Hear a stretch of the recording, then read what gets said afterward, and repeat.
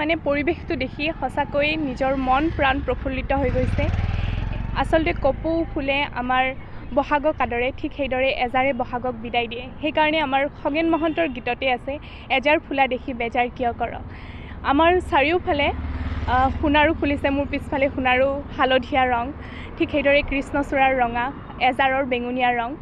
আৰু আমাৰ তামোলপুৰ এনেই বিশেষ প্ৰাকৃতিক সৌন্দৰ্যৰে ভৰপূৰ। এই প্ৰকৃতিৰ ৰংবোৰৰ ৰঙীন কৰি তুলিছে আমাৰ তামোলপুৰখনি। আচলতে এই প্ৰকৃতিৰ ৰংবোৰৰ দৰে আমাৰ মানুহৰ ৰংবোৰো, মনৰ ৰংবোৰ সদায় ৰঙীন হৈ থাকক, আমি যাতে সদায় ভালদৰে থাকিব পাৰোঁ। আৰু এই ক্ষেত্ৰত আমাৰ মানুহৰো বহুত কৰিব লগা থাকে প্ৰকৃতিলৈ।